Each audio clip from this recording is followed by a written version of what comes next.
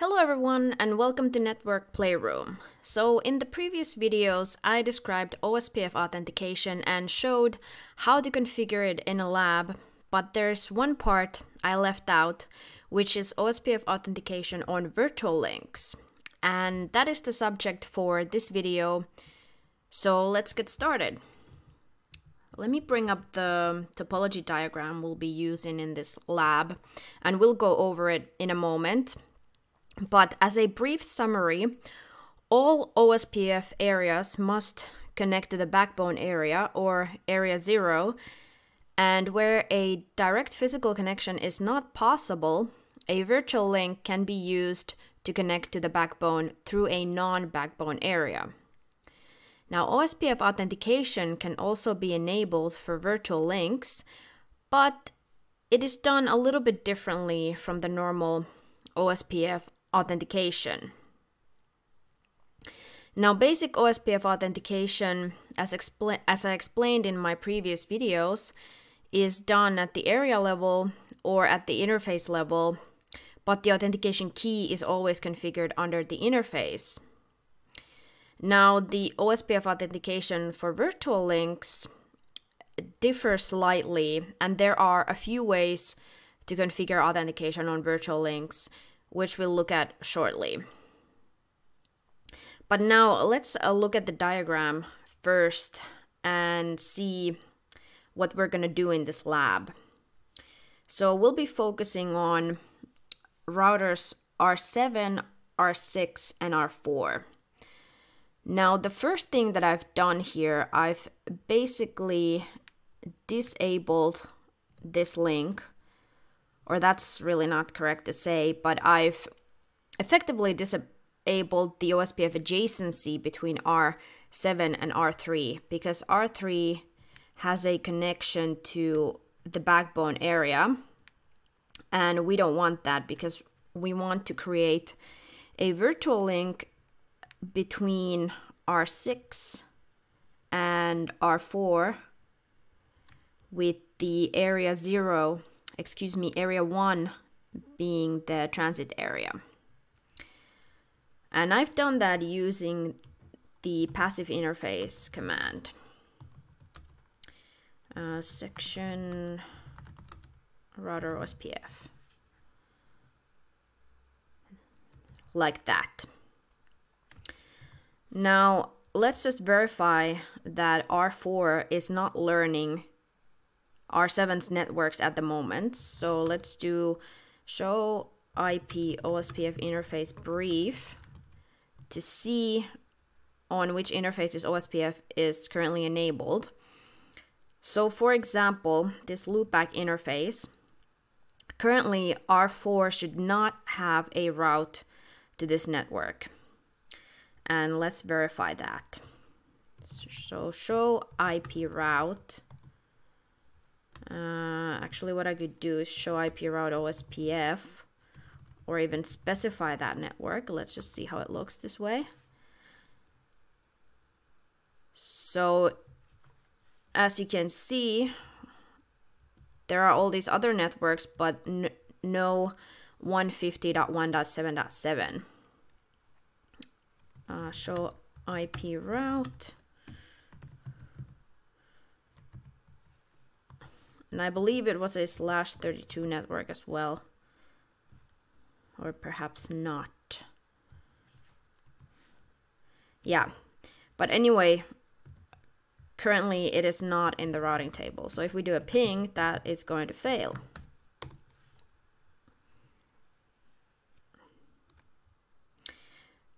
So before we get into the authentication part for virtual links, let's just configure the virtual link itself.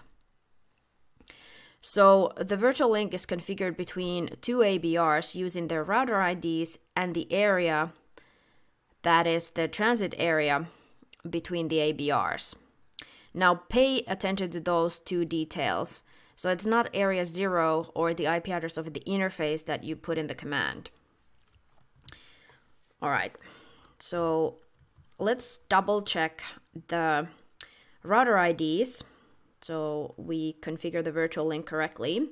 And we can find that out by using the show IP protocols command, for example. So as you can see right here, the router ID for R4 is 150.1.4.4. And now let's check for R6.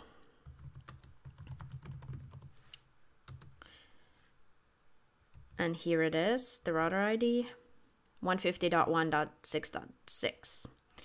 Okay, let's go back to R4 and configure the virtual link on this side. So router OSPF 1. You can actually see the process ID here as well.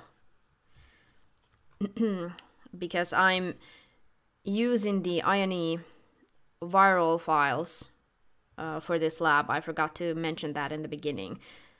So I'm not configuring OSPF from the beginning. This has the basic OSPF routing viral configuration file loaded. So then here, again, the area that you put in the command is the transit area, which from the diagram, as you can see, is area 1. And then we use the router ID for R6. Just like that. And then we do the same on R6, just using R4's router ID. Excuse me. So area 1, virtual link 150.1.4.4. And we should see the virtual link come up in a moment. And there it is. So we can actually verify that the virtual link has come up using the show IP OSPF virtual links command. And this gives a little bit more information as well. But here you can see that the virtual link is up. And the adjacency state is full. And now if we go to R4 and look at the routing table again, we should see a route for R7. And there it is. So the virtual link is up and the routing updates are exchanged correctly. So now let's go to the authentication. So there are a few ways to configure authentication on virtual links. The first method is to configure the authentication type and the authentication key as optional parameters in the virtual link command, which is what we've just used to enable the virtual link itself. So it would require 2 additional commands or 2 additional parameters in the virtual link command. And the second method is to enable authentication on the area and configure the authentication key in the virtual link command. But if you do it this way, pay a close attention here, because the virtual link command requires the transit area between the ABRs. But what area does the virtual link actually belong to? It belongs to the backbone area. So you must enable authentication on area 0 and not the transit area. Now the last method is to configure the authentication using keychains. And you can enable cryptographic authentication, that is MD5 or SHA authentication this way. So let's look at these on the command line. And let's start with clear text authentication. So let me go on R6, and what you would do is you would insert the command. So the beginning is the same, area 1 virtual link 150.1.4.4 and then authentication So this enables clear text authentication on the virtual link. And in order to configure the authentication key, we would need to add it to the command. So let's use simple. So notice something interesting here. If I do show run section router OSPF, all of this is displayed in one line. So although I inserted 2 commands, it's all been condensed into one. Okay, but we should see the virtual link go down momentarily once the dead timer expires, because now authentication is configured on R6, but not yet on R4. So we'll just wait for it to go down and verify that this actually happens. And then I will move on to R4 to configure authentication. And on R4, we're going to do this a little differently, and we're going to enable authentication for the area and then configure the authentication key on the virtual link command. But let's just wait for the link to go down first. And there it is. So the dead timer has expired and the adjacency is down. All right, so now we will jump on R4 and then router OSPF. And as I mentioned, the authentication for the area has to be configured on area 0 because that is the area that the virtual link belongs to. So area 0, authentication, that enables clear text authentication on the area.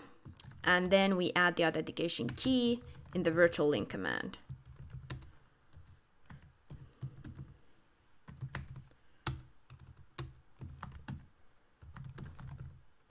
Authentication key, simple. So we should see the virtual link come up, and there it is.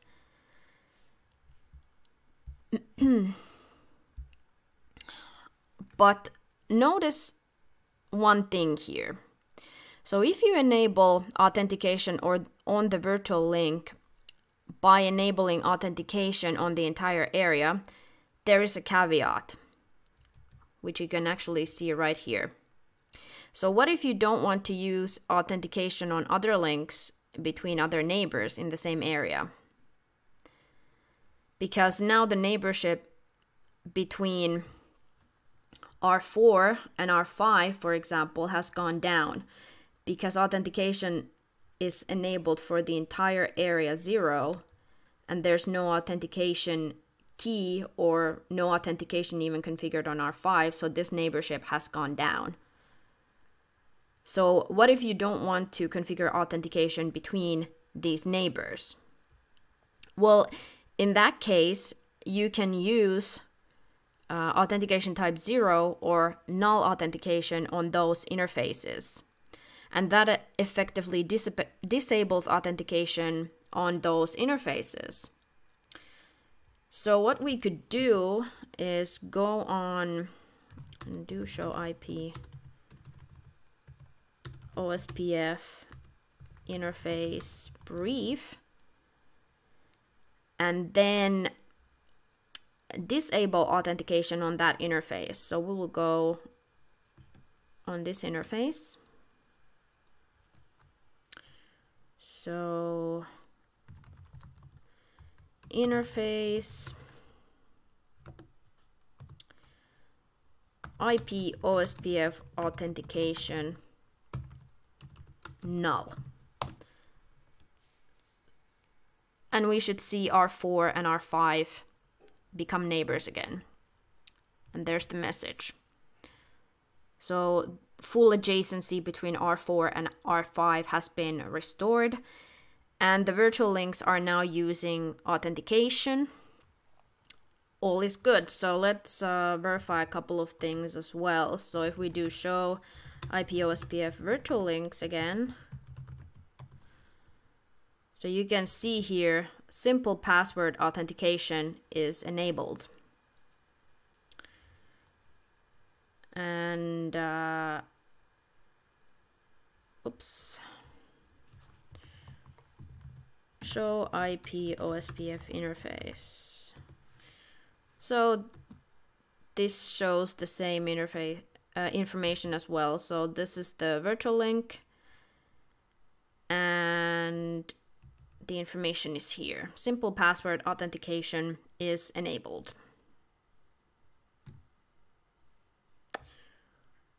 Okay, so now let's change that to MD5 authentication. So let me just do a show run so I can copy and paste those commands. It's gonna be a little bit easier.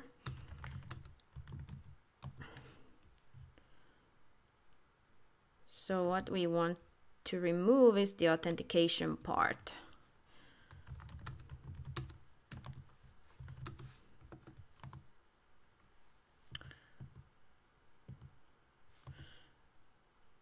All right, so now we've removed the authentication. The virtual link configuration still exists. And let's do the same on R4.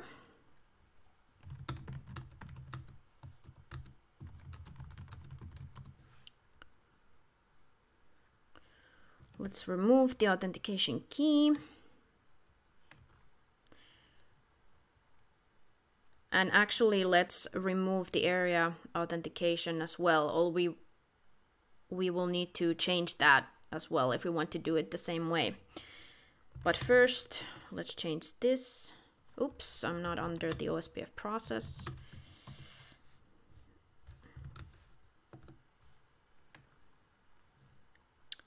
And the virtual link has gone down because I've removed the authentication from R6, but R4 is still configured for authentication. So that's why we need to remove the authentication key and also the authentication for the area. So let's remove this as well.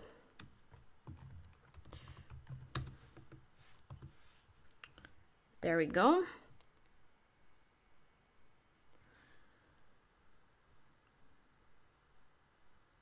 So now R4 and R6 are neighbors again, so the virtual link is up.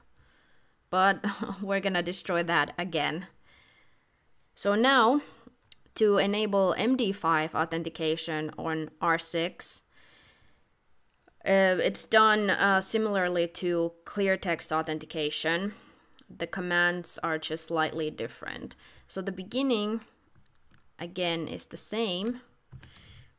Hold on.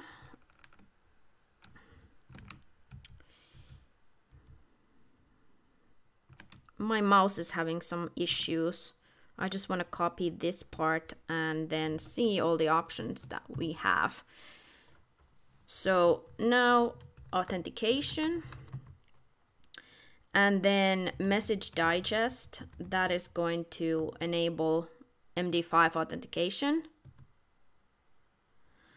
And to configure the key, we would do message digest key and MD5 key. And here it's telling me that the MD5 key is not configured. So authentication is not working yet. But we're gonna do that now. Or maybe not, because I forgot the key ID. So you have to insert that before putting the actual password. So MD5 key. There we go. And if you look at the running configuration again, this will be all in one line.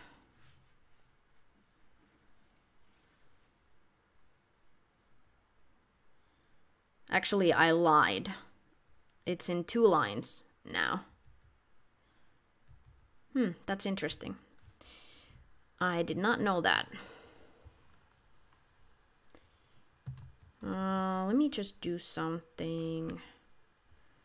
Unless I've message digest. Unless I inserted a wrong command. Let's see.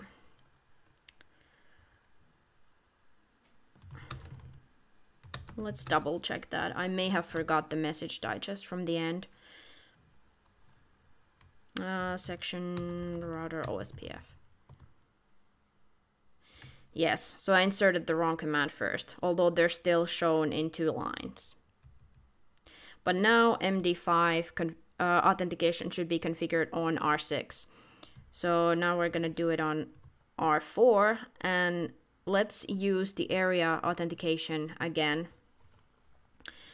So area 0 authentication, message digest. That is going to enable MD5 authentication for area 0. And then we need to configure the key.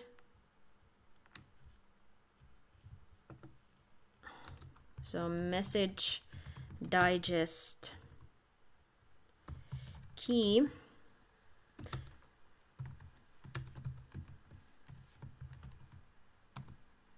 And the neighborship should come up now. There it is. Do show run.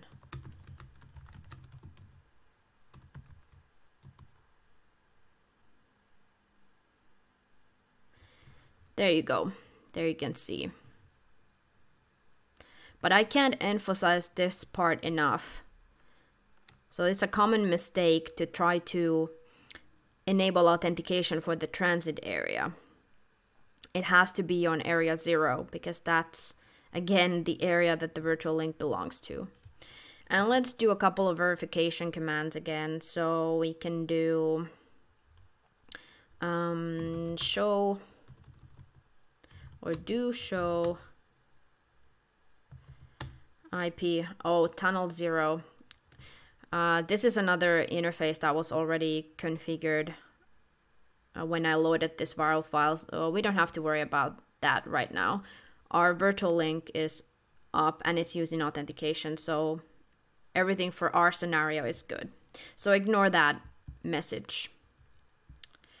So do show IP OSPF virtual links. And you can see that cryptographic authentication is enabled. Do show IP OSPF interface.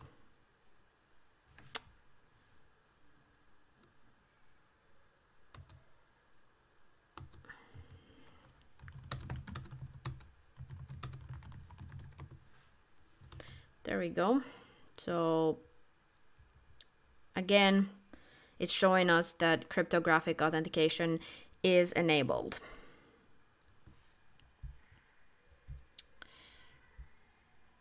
Okay, so the last way to enable OSPF authentication on virtual links is by using keychains.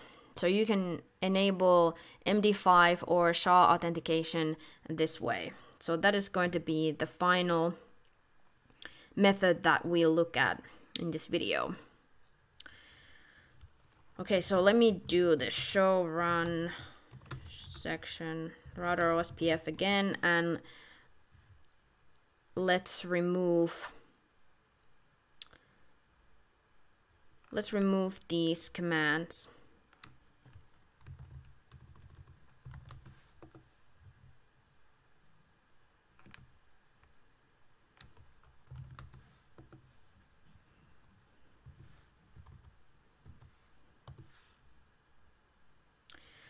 Okay, that's what we want. The virtual link configuration is still there. Now let's do the same here.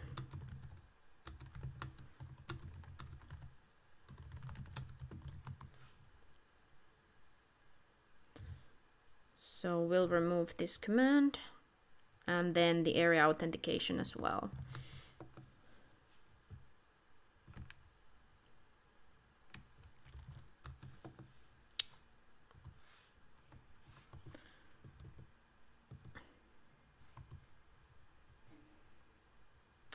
And there it is. So the virtual link is still configured. All right, so let's start with show authentication. So that is done using the keychain. So what we want to do is keychain. Let's do OSPF SHA, and we'll use key ID number 1, and then a cryptographic algorithm. Let's choose HMAC SHA 256. Okay, now we have the keychain configured. Show keychain. You can see the keychain name here, the key ID.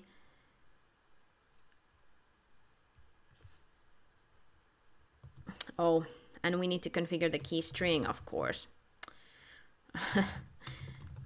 I was like, why can't I see the key string? But I did not configure it. So OSPF SHA,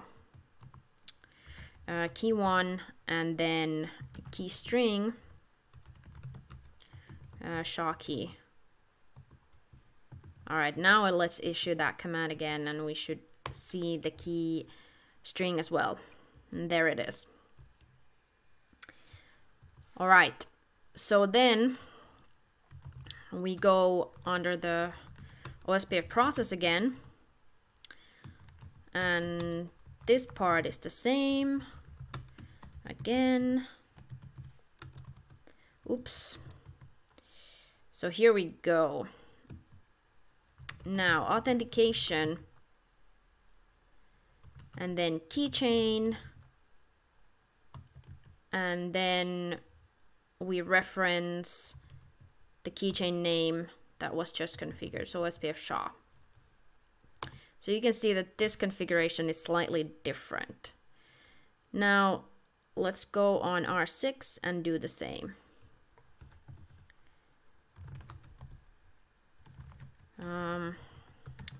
Keychain, OSPF SHA, key 1, and then cryptographic algorithm, HMAC SHA 256. There are other options as well that you could use, like 384 or 512, but we'll just use this one. And now let's not forget the key string, SHA key. There we go. Let's double check, show keychain.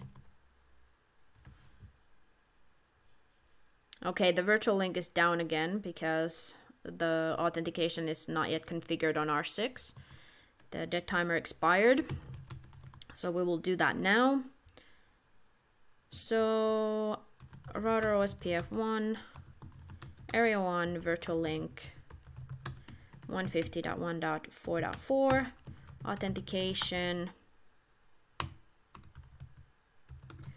and then keychain and OSPF SHA.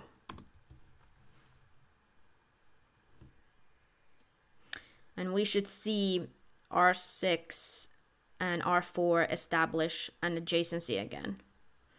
There you go, the virtual link is up. And you can see here as well, they're neighbors.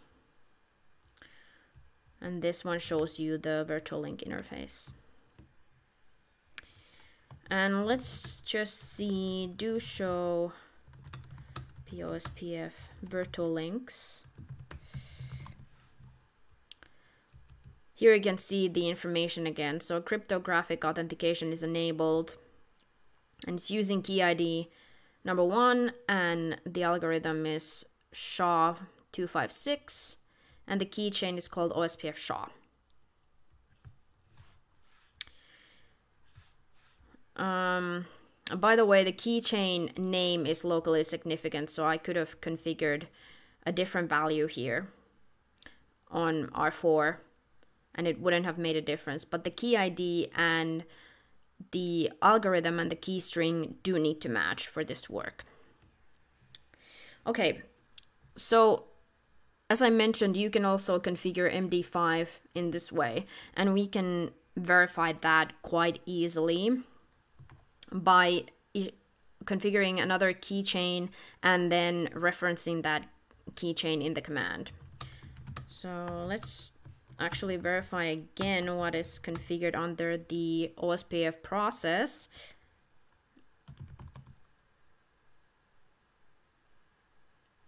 So the only thing we would need to change is this part for this command. But first let's configure the new keychain. So keychain OSPF MD5, and let's use key ID number 2, and then we use crypto, and you can see that MD5 is available here.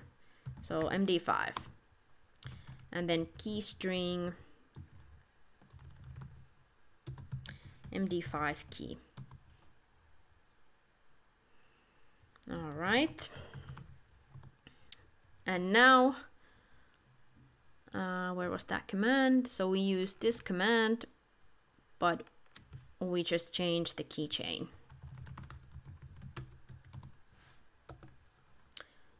OSPF MD5.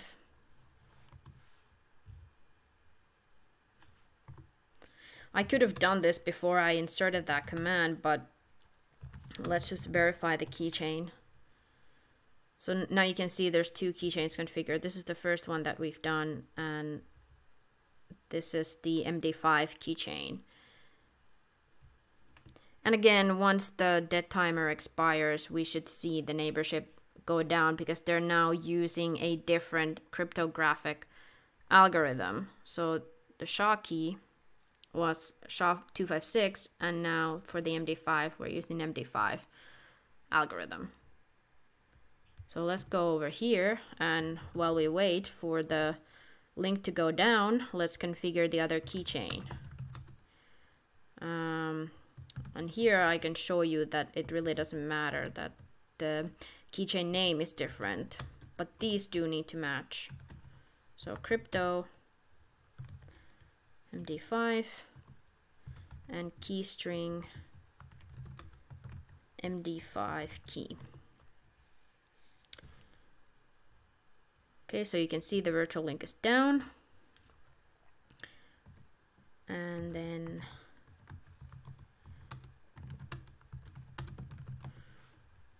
here the keychain is configured. Let's go under the OSPF process.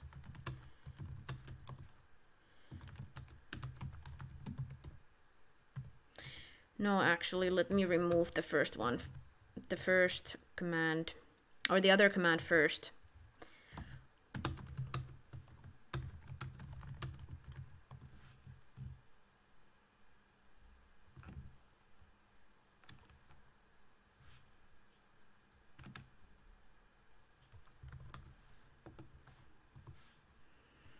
And then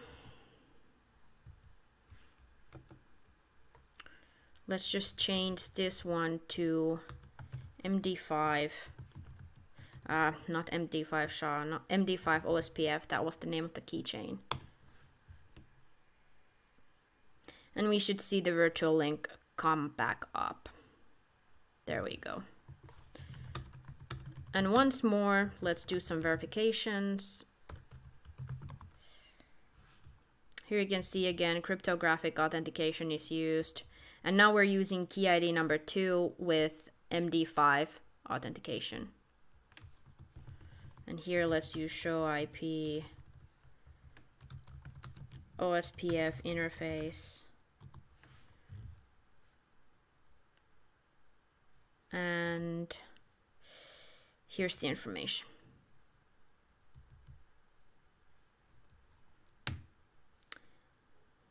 So that's it. Those are all the different ways that you can configure OSPF authentication on virtual links. So I hope you found this useful and maybe got new information about OSPF authentication on virtual links. And you're now familiar with all the different ways you can configure it. So thank you for watching, and I'll see you in the next video.